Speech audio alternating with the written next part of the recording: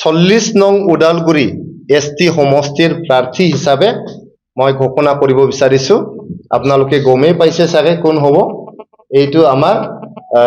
All Bodo students ইউনিয়নৰ নিখিল বড়ো ছাত্ৰ সন্থাৰ প্ৰাক্তন সভাপতি মাননীয় শ্ৰীযুত দীপেন বড়ো ডাঙৰীয়াক আমি ওদালগুৰি সমষ্টিৰ প্ৰাৰ্থী হিচাপে আমি প্ৰক্ষেপ কৰিছো তাৰ পিছত আমি কোকৰাঝাৰ এটো আপোনালোকে জানিব বিচাৰিছে চাগে এইকাৰণে ক'ব বিচাৰিছো মই 3 নং কোকৰাঝাৰ আমাৰ যে ST সমষ্টি আছে ইয়াৰ আমাৰ সিটিং MLA মৰে দাদা ডৰেন সিস্টাৰী ডাঙৰীয়া আমি প্ৰাৰ্থী হিচাপে ঘোষণা কৰিছো তেখেতে আমাৰ বিটিআৰ চুক্তিৰ স্বাক্ষৰকাৰীও হয় আৰু আমাৰ কোকৰাঝাৰ জিলাৰ মাননীয় সভাপতিও হয় গতিকে তেখেতে আমাৰ কোকৰাঝাৰ 3 নং কোকৰাঝাৰ ST সমষ্টিৰ প্ৰাৰ্থী হয় এটা 1 নং গোসাইগাঁৱৰ পৰা আহো 1 নং গোসাইগাঁৱত ৰাইজৰ ডিমান্ডত আৰু আমাৰ যে সিটিং MLA জিৰণ বসুমতাৰী ডাঙৰীয়াৰ অনুৰোধত তেখেতে বিভিন্ন কাৰণত কৈছে যে মই এইবাৰ নিৰ্বাচনত নুঠো মই সংগঠনৰ কাম কৰিম তো আজি তেখেতক আমি গোসাইগাঁও জিলা ইপিপিএলৰ সভাপতি পাঠি দিছো আৰু তেখেতৰ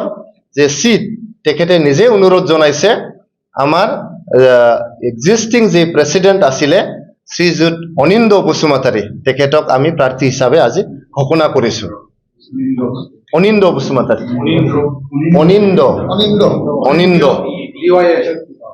অনিন্দ এইটো পাই যাব আপোনালোকে টেনশন নলব আৰু 2 নং দতমাৰ পৰা আপোনালোকৰ সকলোৰে ডিমান্ডত আৰু আমাৰ শীৰ্ষ নেতৃত্বৰ কিবাত ইনষ্ট্ৰাকশনত অৰ্ডাৰত ৰাজু কুমাৰ নাৰ্জাৰী মোৰ নাম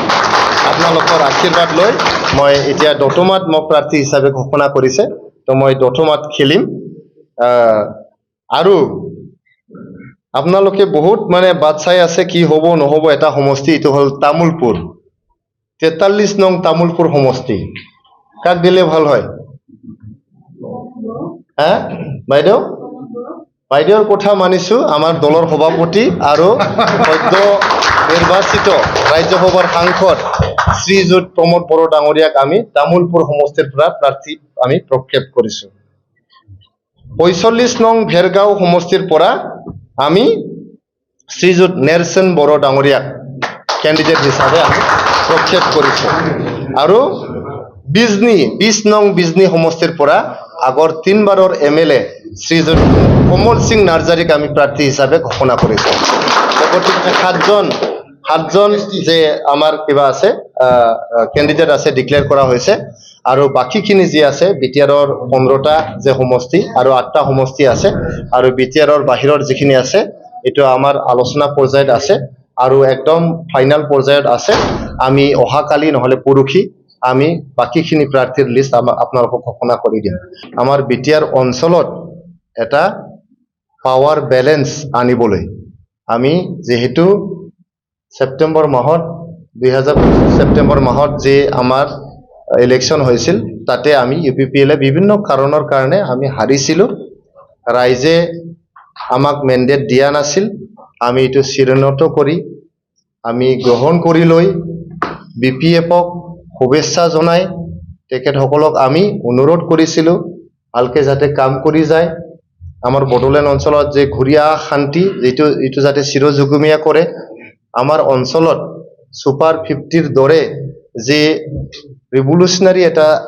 মিশনৰ দ্বাৰা দি আমাৰ বড়োলেণ্ড অঞ্চলৰ যুৱক যুৱতী সকলক গুণগত শিক্ষাৰ ফালে আৰু এটা কম্পিটিটিভ এনভাইৰনমেন্টৰ ফালে আমি লৈ যোৱাৰ কাৰণে যে প্ৰচেষ্টা হাতত লৈছিলো এইবিলাক যাতে আগবঢ়াই লৈ যায় এটো অনুৰোধ কৰি পেলাই আমি বিপিএফ চৰকাৰক শুভেচ্ছা জনাই পেলাই আমি অপজিশনৰ চকীত আমি বহিছিলো কিন্তু আমি যোৱা 6 মাহ আমি কি দেখা পালো আমি সরকার আহার পিছতে সালাকাটিত কেতিয়াও নুশুনা নাসরুত নাবুদ এটা ঘটনা হল আমার অঞ্চলত মাওইষ্ট আহিল বলে মাওইষ্টে রেলওয়ে বম ফুটালে বম ফুটাই পলাই পিছত দেখা পালো এই মাওইষ্ট জনক পুলিশে গুলিয়াই হত্যা কৰিলে তাৰ পিছত কি হল সৰকাৰ গঠন হোৱাই নাই বিপিএফে জিকিলে 28টা সিট আপুনি বিচৰা বাতৰি পাব কেৱল নিউজ 18 এপত নিউজ 18 এপ ডাউনলোড কৰিবলৈ স্ক্যান কৰক এই QR কোড গুগল প্লে ষ্টৰতো পাব এই নিউজ 18 এপ।